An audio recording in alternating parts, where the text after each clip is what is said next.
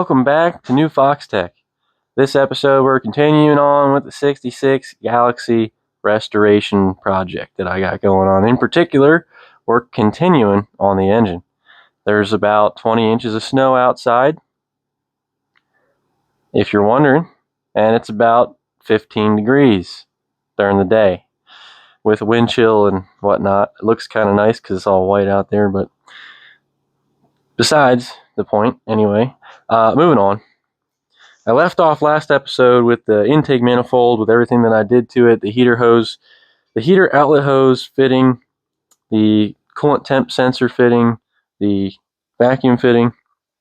I was not happy with the state of the heater hose outlet fitting.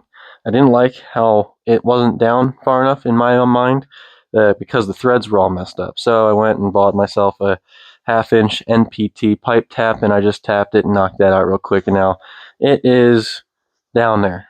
It's good now. It's not coming out, so that's good. Now, I didn't over tighten it or anything because, I just got it to where there's about a thread sticking out left, but I don't think I can get a full rotation, so I'm leaving it where it is, and it's got that 592 Loctite thread sealant on it, so it should be fine. If worst case, you gotta tighten it up a little bit, but got that knocked out.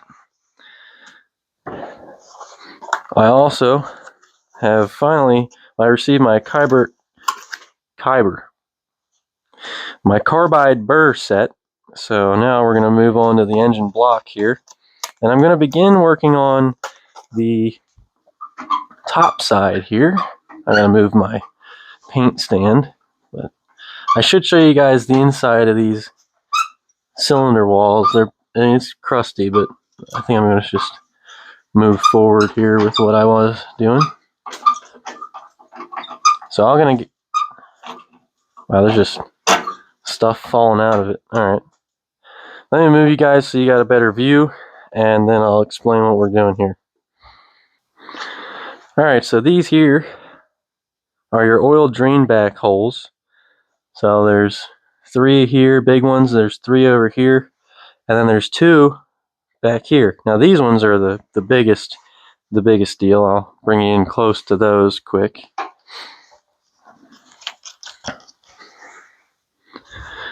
So as you can see, those guys are significantly smaller in diameter than them because the casting is real tight. So my goal is to basically just smooth that out, widen it so that the oil can flow better.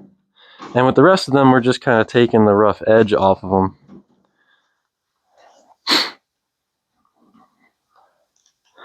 So I'm going to get to that. And with that, I'm going to use the carbide burr set that I bought. And I'm going to try, each of these. I got a couple different options here. I bought them on Amazon, so I don't even know where they're from. Whatever. Bunch of different options. So I'm going to try a couple different things. Probably start with that or this one. And, these are designed for, probably most people use a die grinder. I don't have a die grinder. Well, we do, but it's so old. It's older than me, and the internals are all messed up, so that as soon as you touch something, it starts slowing down. It's quite bad, actually. So I'm going to be throwing these in my drill and using the drill to burr this out. So I'm going to have to get you guys in a much better spot so that I can actually work in here, because I got a whole bunch of stuff going on here on the ground and whatnot. I can't quite access everything, so I'm going to do that. But after that, we have to also modify the hole for the, can you see that? Yeah, over here. So over here, I got to grab the oil filter housing, and we're going to match the hole, either this one or that one or both of them, to the hole on the filter housing to match that up.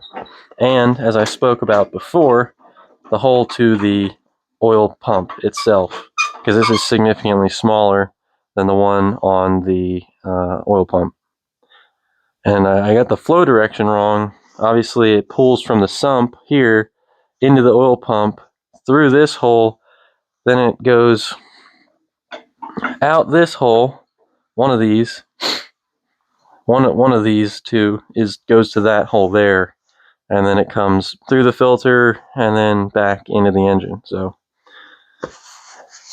I'm just going to match both of these, maybe figure out which one goes where. I wonder if I can see if I throw a light through it.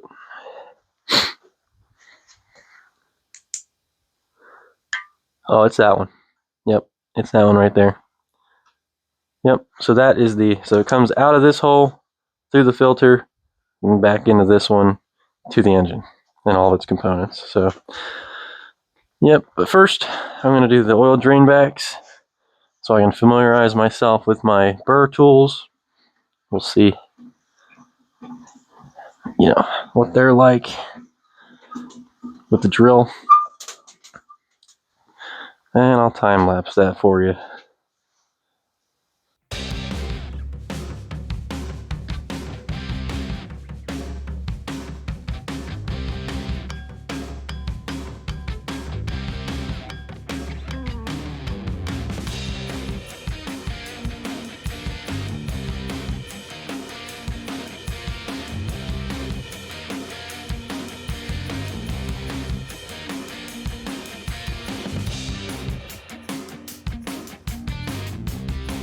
All right, so what you can see here, I'm sure you guys can see the Sharpie mark on there.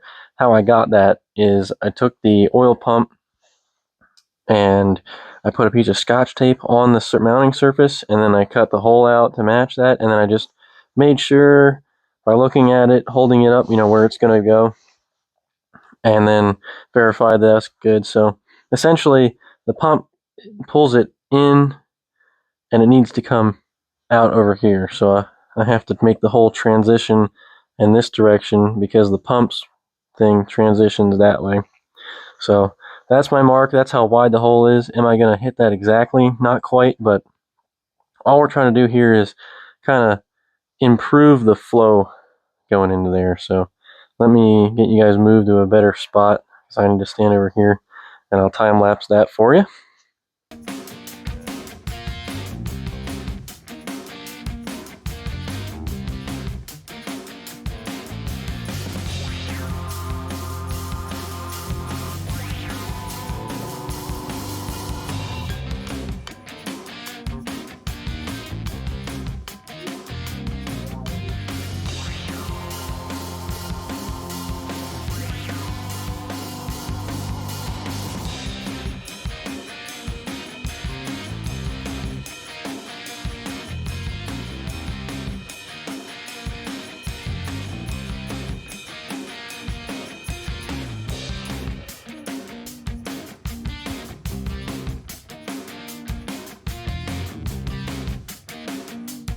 Alright, I'm done with that now. You might be wondering why I opened both of these up in that direction. Well, this is the bottom of the block, and so we know that this sits like that on there. This is the oil filter housing.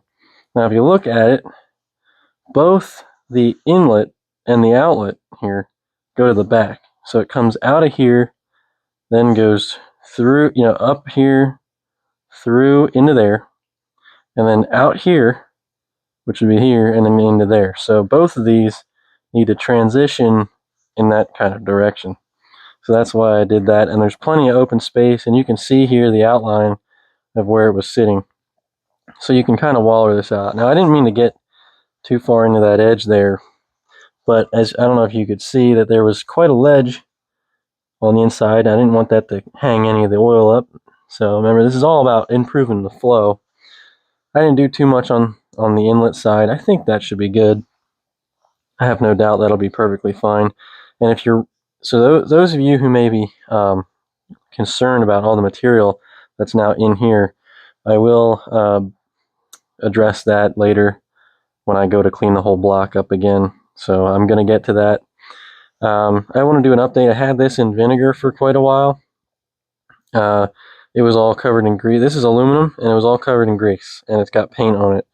Well, the vinegar didn't do basically anything to the paint, and the grease was still there, so this would have been more of a parts washer job, but I don't have a parts washer, so we're working on that. Eventually we'll have one. So that was kind of a waste of throwing this in there, but I'll get it all cleaned up and probably either later in this video or maybe in the next one. I'll definitely get working on this. But now that that machining's done and all the bearings are out and everything, I need to move on to wire wheeling the whole rest of the surface of the engine block, getting it ready for paint and whatnot. So let's move on to that.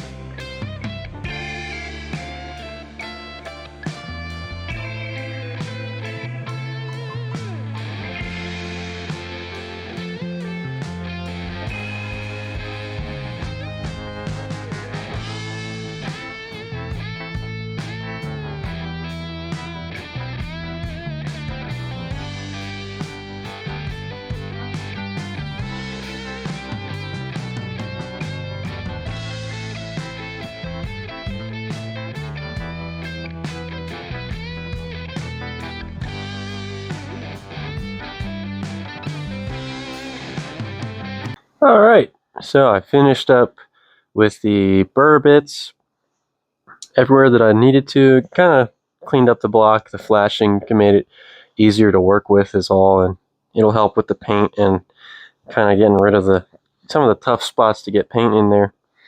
And then I've rotated the engine over a whole bunch of times, and I've kind of tapped it with a hammer to try to shake it because there's a lot of rust inside. And I've gotten it to a point now where, I mean, there's still flakes of rust kind of falling out of the thing. But I just, there's nothing more that I can do. I kind of dug through these holes here, and I just sat here and rotated the engine over and over and over and over. Like I said, not much else I can do with it. So I decided I'm going to move on to honing the cylinders because that needs to be done next. I'm trying to get everything done. I'm trying to do all the dirty stuff so that I only have to clean the engine really good once. And I have to figure out how I'm going to clean the engine because I don't have a hose. But I do have a sprayer thing, so might be able to use that. But next up, I figure I'll hone it. Now, here's a dingle ball hone as I know them as. Some people just call it a ball hone. I believe that's what the box says. I ordered this so long ago, ahead of time, that I can't remember what size diameter this is or what grit this is. I think it's like 4 1/8 by, and I think it's 400 grit or something, because the box doesn't say it on it anywhere, which is unusual. Normally they say them. Oh, I was looking. Correction. Yeah, it's 4 1/8 and it's 400 grit. Says it. I was looking at the wrong spot. Yeah, whatever. Don't bother looking anyway. So that's what I'm going to do next here. I'm going to put it in my drill.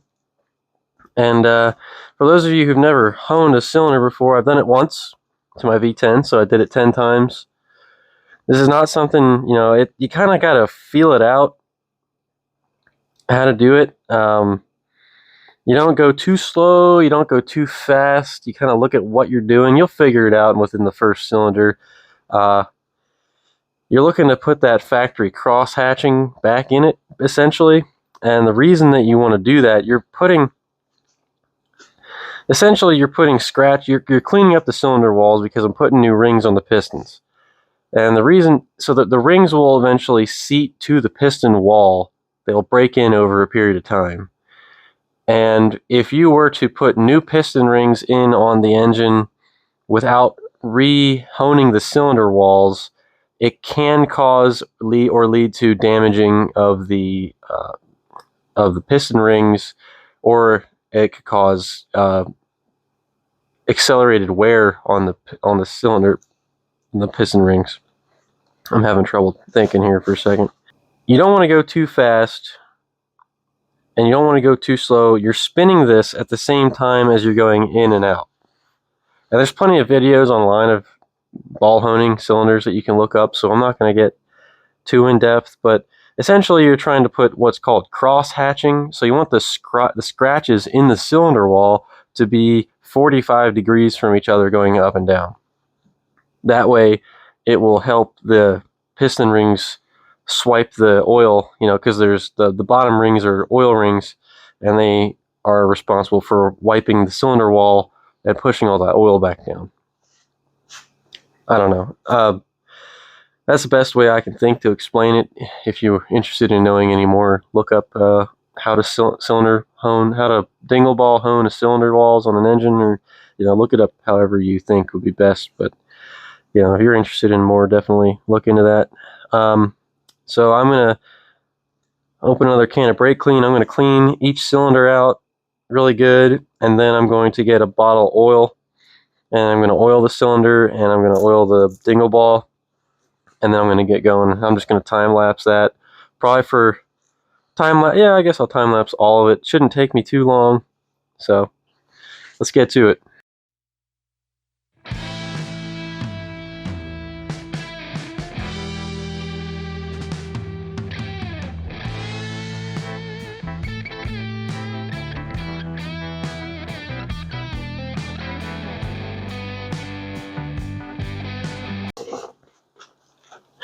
All right, so cylinders are now honed. I sprayed it down with brake clean pretty good on most of the areas. I think I'm going to spend a little more time here trying to spray out the oil passage. Just a little bit more time on that, just to make sure there's no debris in there. That's the last thing that I want. I'd ideally like probably to blow some compressed air through there, so I'm going to do that too, I think. But my kit came in for my freeze plugs, so I'm going to move on to putting them in. I think I'm just going to verify quick that that's what I actually should be doing at this point. And then once these are in, I got to clean up the holes first, obviously, but once these are in, then the next step would be to start installing the cam and the crank. The hard thing is going to be this cam bore plug. I was looking up how to put this thing in, and I mean, you got to tap it in. Unfortunately, I got to go in from the back, but I don't have any room back here, so, and I can't like press it in. I have to hammer it in somehow. I guess well, yeah, I don't know yet. I'm going to think about that some more. I can do it later on. What I could do when I was doing some research is you wait to put the cam in so I can get the crank and the whole bottom end assembly in, and then like I can fully assemble the entirety of the engine with the exception of the front cover and the cam, and then I can take the engine off the stand and put it on. I have an engine cradle, so I can put it on the engine cradle and then tap this in. I could do it when it's floating in the air on the hoist. That's not a great idea. I was recommended not to do this with the cam installed because then I don't have any idea where it is and I can't clean up behind it. I'm supposed to put a thin layer of RTV on this, just like I did with the intake bypass, the water pump bypass on the intake. And with the cam in, I can't see, if that RTV got in there behind it, and you don't want that because it could clog up the oil passage. So I'm going to look up, see if the freeze plugs are the next thing I need to do. If that's the case, then I will clean these up and install these freeze plugs. And then from there, I guess I'll grab my crankshaft. I'm going to have to check all my bearing clearances with plastic gauge that I have. So then I'll move on to that. That way I can just keep moving forward with it and probably do the cam last, like I was saying. So that's the next step.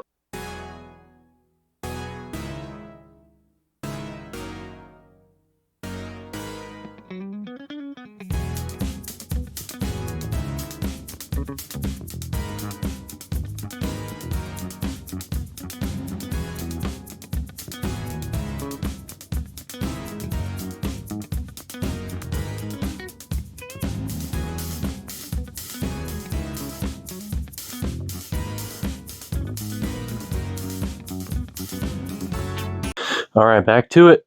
And now, got those freeze plugs in. They went in very, very easy. If you're wondering what kit I used,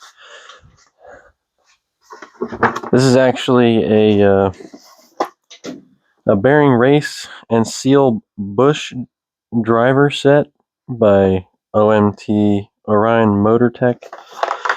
And it's got, this is what it looks like. Now the front of this, that bolt there threads into the front of this thing, and that goes through these. So this bolt head sticks out of the end of this normally. However, I just did it without the bolt there so that I could press those in real nice, and that ended up working really good for me. So if you guys are planning on doing this and you want some way of installing those nicely, I would recommend a kit like this. I set them about as flush as I could get to the block. With if I wasn't sure, I went just a tad bit farther. But it's not rocket science. As long as you get it fairly close, you're good.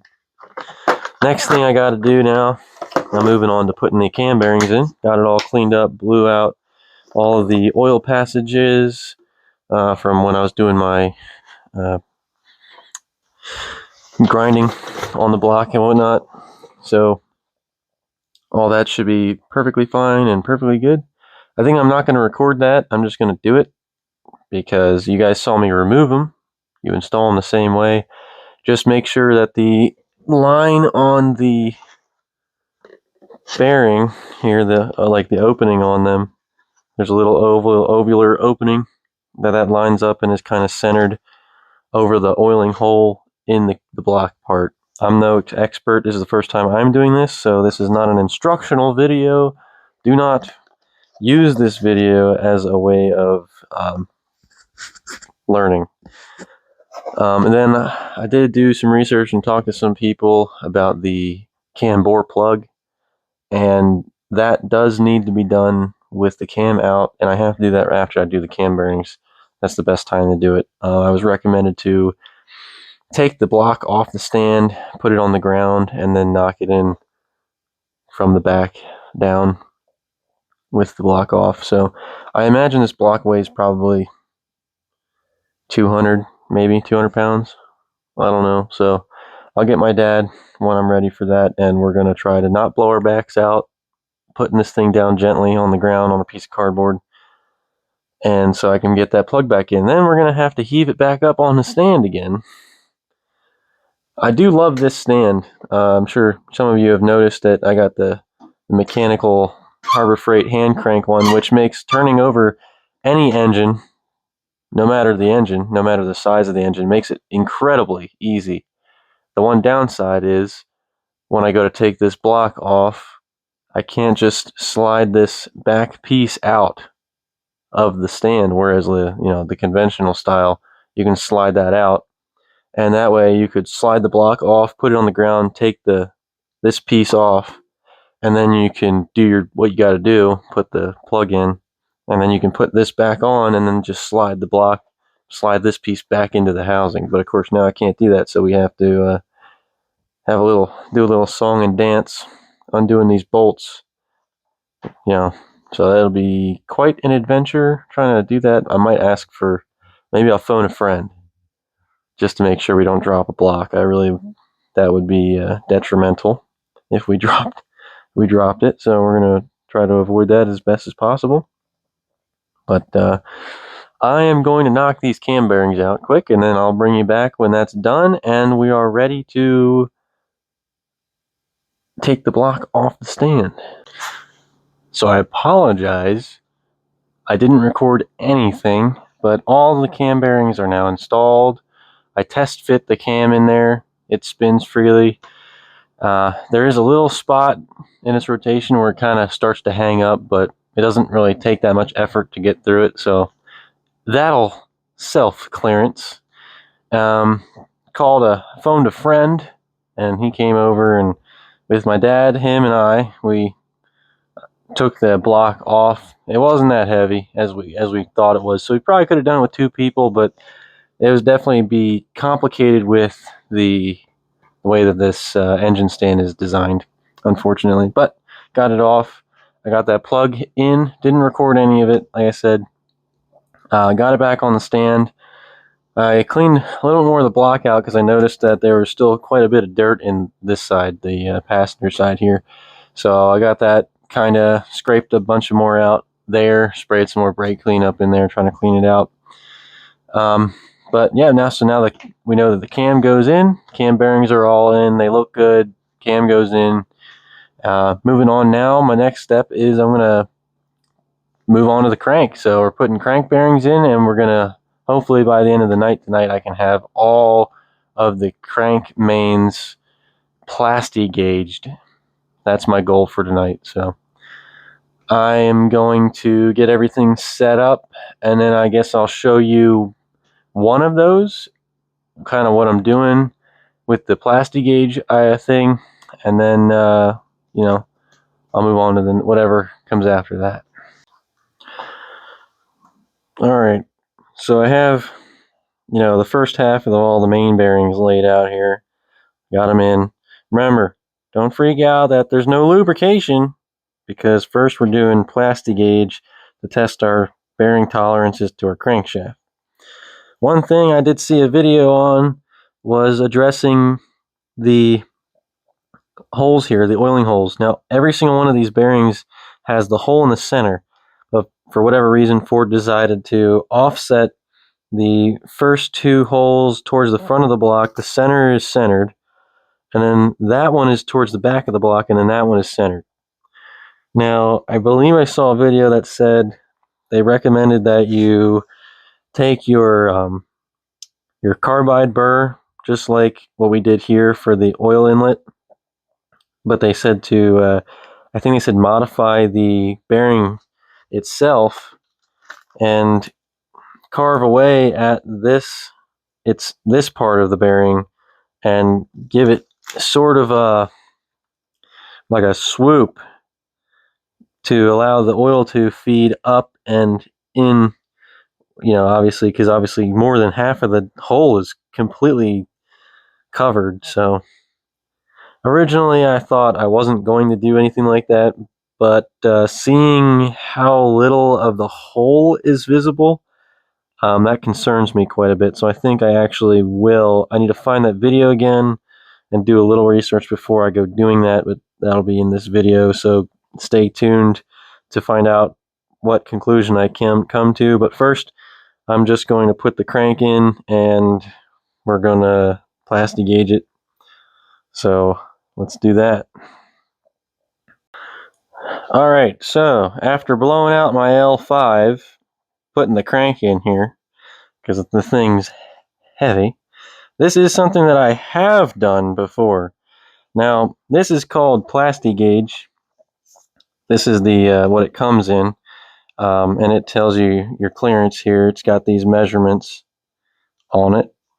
Now, what you're doing is there's these little pieces. If you can see that little piece there, that little green, that's the Plastigauge, and I put it on each of the main bearings surfaces.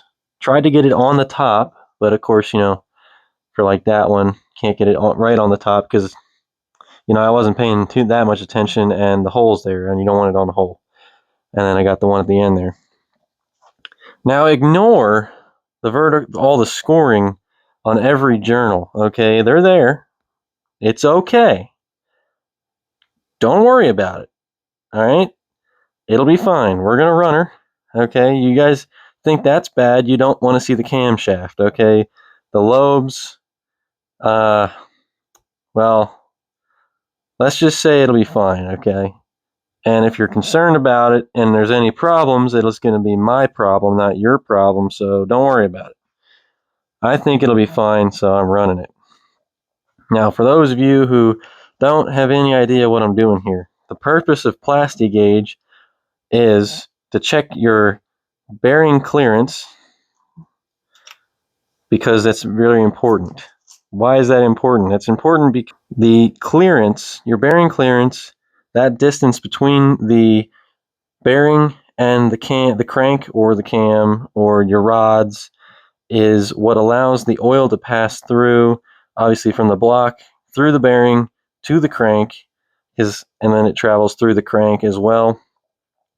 And if it's too thin, too small of a gap, then the oil won't go through well enough, or at all, depending on what you're doing, which could lead to premature wear or just complete engine detonation, because as these bearings heat up from not being lubricated, it'll eventually get to the point where it either seizes or it'll spin a bearing, which will then lead to it seizing. That could cause lack of oil pressure even more so, which anyway, it could lead to ultimately the engine grenading, which for those of you who don't know what that means, it means that things get so hot that the structural integrity of all the spinning components gives out and throws those components out of this block at high rates of speed, which could damage and or injure a person. Okay, so what I'm doing is I'm going to put the caps, which I have to go locate because I didn't think of that until just now. I got to go find my crank cap, my main caps. I don't know where I put them.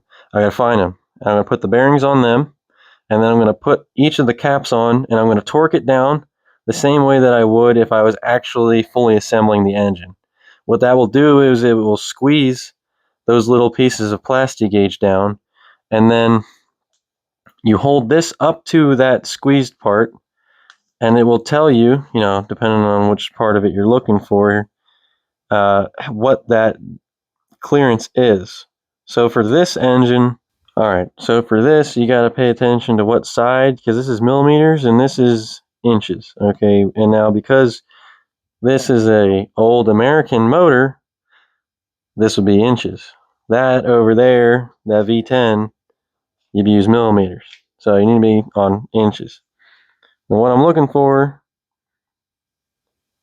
I need to be between, ideally it'd be 0.002 and 0.0025. So it needs to be somewhere between these 2 points here.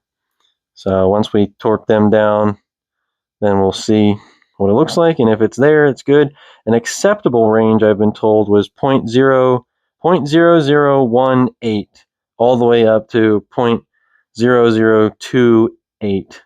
So even if it's just slightly smaller than 0.003 or just slightly smaller than 0.0, you get what I'm saying, okay? Let's see what it does. All right, we'll see what it looks like. All right, I found it. Found them all. So, as you can see, my caps are stamped and they have the arrow on them and what direction that they go.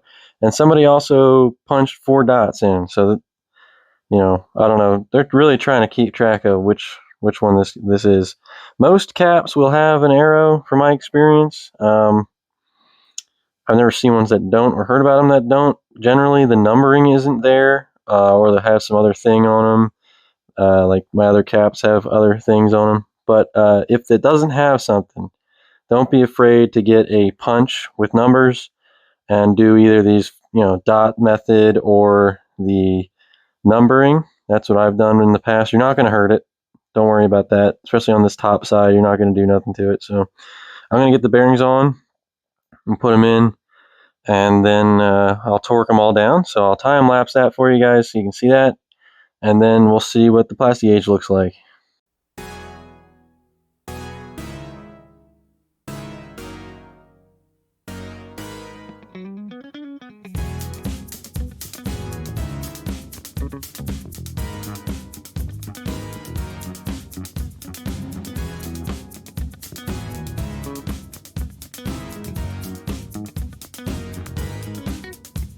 All right, so for those of you who are paying attention, you can see there that first of all, I torqued them 3 times, and you saw the pattern. For those of you who've never worked on an engine before, let me grab the camera here. What you're looking to do here, you want to go in 3 stages because you want to work your way out. Now, the torque spec for this engine is 105 foot-pounds final torque. So I went 50, 80, and then 105. And you want to start in the center of the crank. This engine, I think most engines have one central main cap, so that makes it quite simple. And basically, you can either start here, and you can go like this, or you can, start there and you can go like that. Either way, you start in the center, 50 foot-pounds, 50, 50, 50, 50, 80, 80, 80, 80, 80, 105. You get the drift, okay? You don't understand what I'm saying. So now that that's done, we're going to undo that. That's all we needed to do.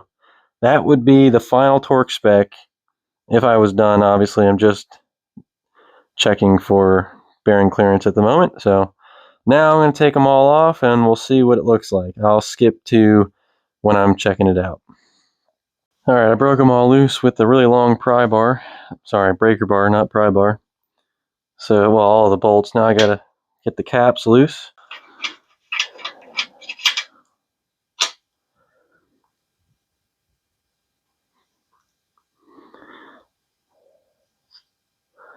Oh, I didn't even get that one. Alright, we'll set that aside for now. I'm just going to put this and let it sit on here. Let's get this guy off.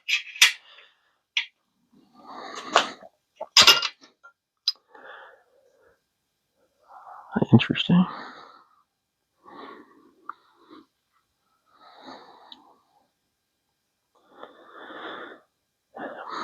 I'm only getting engagement on half of the bearing surface.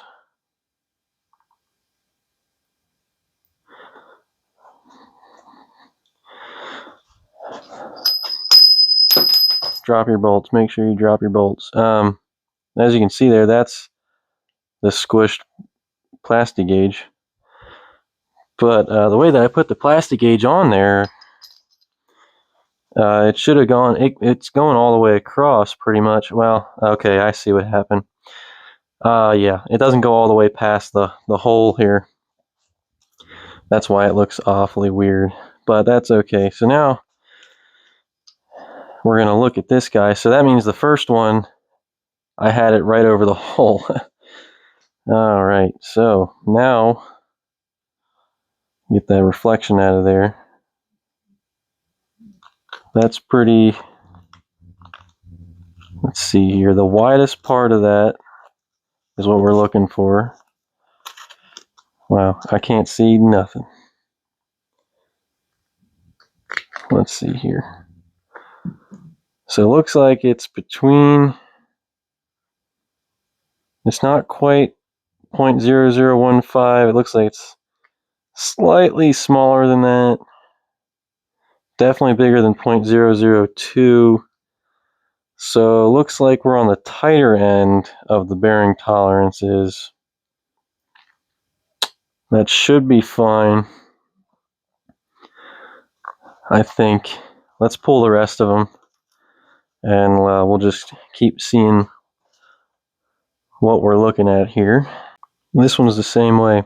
So for those of you who are a little confused by this, by the way, the wider the spread on the plastic gauge, the smaller the tolerance is. And the reason that is that way is because that means the tighter the tolerance means the less space between the bearing and the journal on the crank. So with less space, it spreads it out more. Okay, for those of you who are kind of confused there. That one is also 0.002. So all of these bearings are within spec. So my next step is to fully install the crank, which means I gotta pull it back out. Now this plastic gauge just wipes off, a little bit of brake clean and a rag, wipe it right off. Not a problem. So I'm gonna get cleaned up. I'm gonna pull all these caps off, clean them, and the bearings. I gotta get the seal ready for this rear, the rear main seal. I gotta get that prepared, gotta get that ready, and the side seals, and then I'll whip out the assembly lube, and everything will get lubed up, and we'll fully install the crankshaft.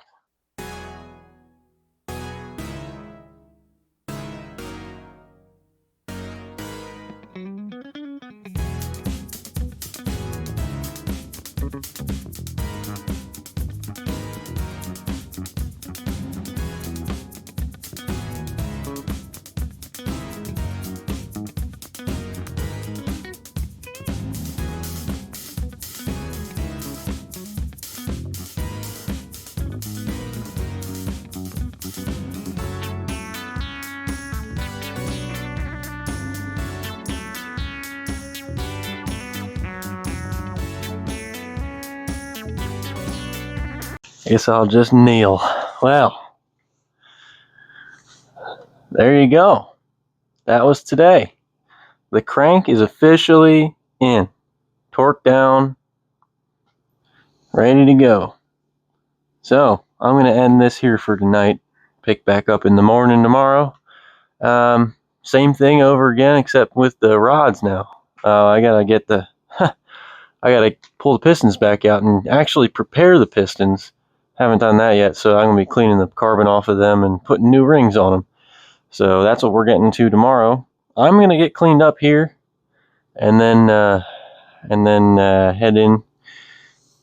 It's getting late, but I'm not sure how much resistance there's supposed to be on the crankshaft, but it feels good. It's smooth all the way around. And at the end of the time lapse there, you saw me with a pry bar, prying the crank back and forth. I mean, it moves so little you can't really see it. So, that definitely the whole the whole reason we're in here is because the thrust bearing was worn out, and then I found out that all the other bearings were wiped out. So it's good to know that what I did fixed that problem, at least. I was fighting back here. This final one has these stupid side rubber seal things, and I fought with them so much to get them in. They seem to be in properly. I don't know. I put a bunch of RTV down there at the bottom, like I was told to. Not a bunch. I shouldn't say. It wasn't too much. You don't want so much that the RTV squeezes into the oil gallery, which of course it's difficult to tell, but they're in. It's in. Hopefully there's no problems. We will have to wait and see. I think I can look up how many inch pounds or foot pounds, I think it's inch pounds of force, and I can get one of those small old school inch pound things. I think we have one, but then I have to adapt it, and then I can see what the rotating force is supposed to be and what it currently is. But I'm pretty satisfied. I'm not really trying that hard to turn this, and it's turning over. Some of you are cringing because you shouldn't be rotating it so much before, stop. Don't worry about it, okay? Calm yourself. It's fine. So what I'm going to do now is, going to clean up and pick it up tomorrow. So I'll see you guys tomorrow in the morning. All right, it's the next day today, and different view because my phone's really low on battery, so I gotta leave her on charge. But moving on to the pistons, so I got new rings, so I gotta take the rings off, and then I'm gonna wire wheel the top of the piston heads here, get them all nice and cleaned up. Just gonna kind of wipe the piston down pretty good, and then I'll set them aside. I'll get the new rings in, and then set them aside. So I'm gonna time lapse me doing each one of them, or maybe cut. I don't know. Maybe I'll do both. Let's see. Maybe time lapse. I think I'll just time lapse so I can just knock them all out. That should take me quite a bit of time, so it should be a significant time lapse. You can see behind me maybe I covered the engine with a piece of foam I found, foam board. I don't know, that should work. I don't want all this carbon stuff. It'll be up in the air from wire wheeling, and rather it not get back into the engine. So let's get going.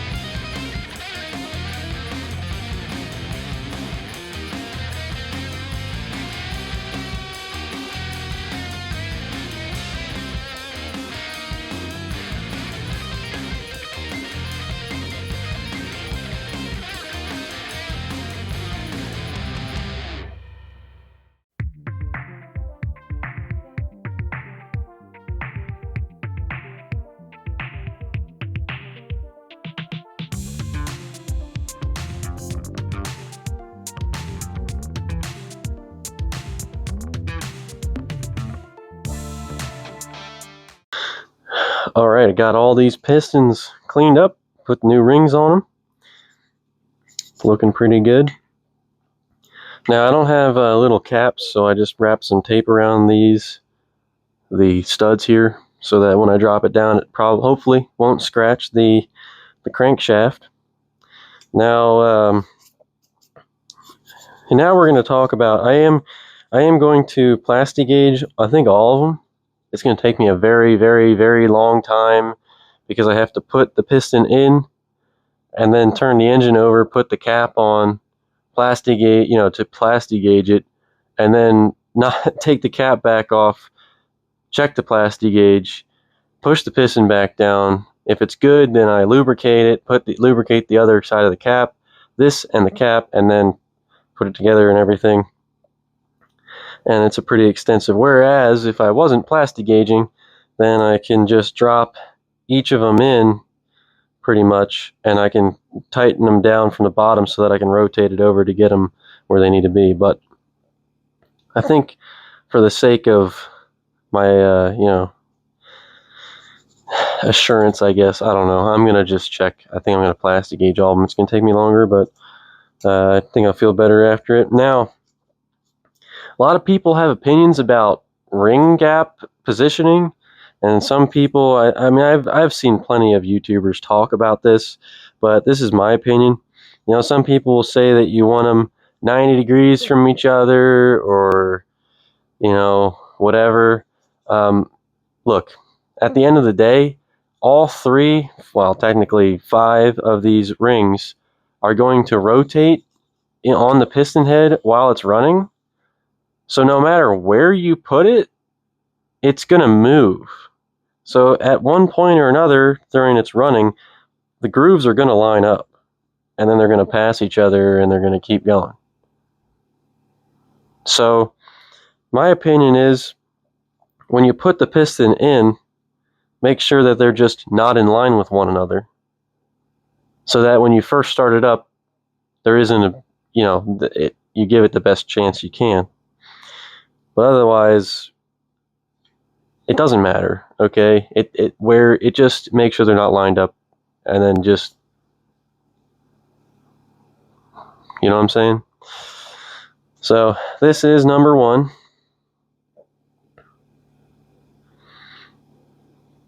I believe. On the cap, see, on the piston here it says 4.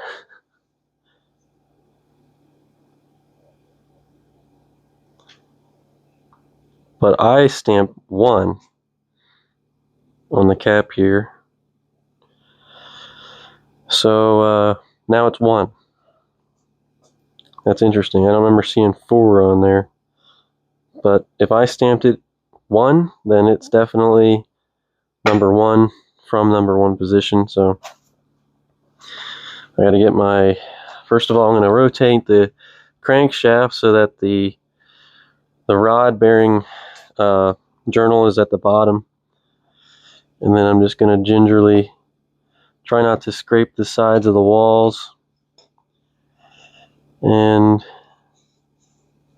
there we go. There's an arrow on the piston pointing, and you put the arrow to the front. And now I got to get my ring compressor. And then yeah, so I guess I'll time lapse this as well. More time lapsing.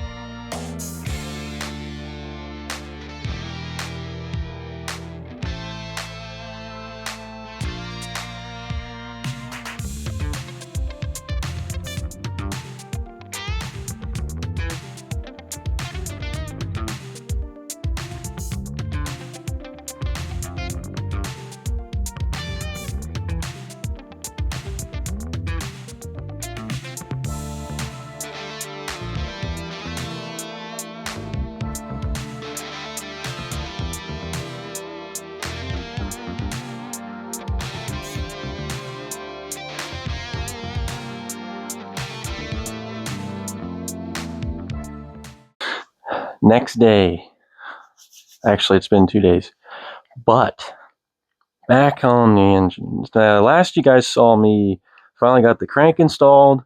I got all the pistons and rods installed. Very happy about that. One thing I'd like to add is I didn't realize until now, you know, I would suggest you put the cam in before you do the crank and the rods, because now I can't access the cam really easy. Before, I could reach in there and kind of guide the end of it through there. Now there's absolutely no room to do such a thing. I believe I might be able to position the block in a way that I might be able to add lubricant through the lifter holes as I put it in. So I'm going to try that. However, now that I got the rod and the crank in, the rods and the crank in, I went to move on to the oil pump. Well, apparently the oil pump and its block to pump gasket decided to get into a little scuffle in shipping, and the gasket didn't make it. So I'll show you here. I don't know if you can see that nice little tear there. That's actually torn a little bit right there. So I'm not comfortable using that gasket, so I'm gonna wait for I ordered a new one, waiting for that to come on in. So that kind of shuts me down with the oiling stuff, you know. So I'm gonna move on to other things. Now we're getting real close to getting the short. I guess the short block is mostly assembled. I got to get the pan cleaned up now.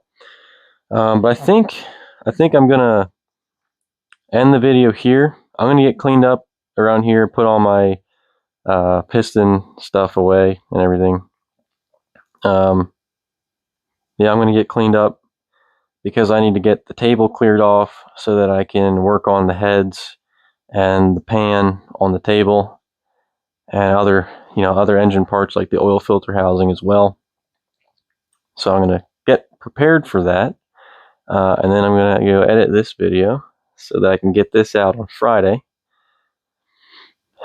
because that's what I plan. So I hope you guys stayed till the end here. If you did, thank you very much for watching. I really appreciate that. If you enjoyed it, leave me a like. If you didn't, put in the comments. Tell me what you didn't like. Let me know. I'm always looking for any way that I can to improve the videos, trying to make it more entertaining for you guys. After all, that's why I'm doing YouTube here, is for everybody else's entertainment.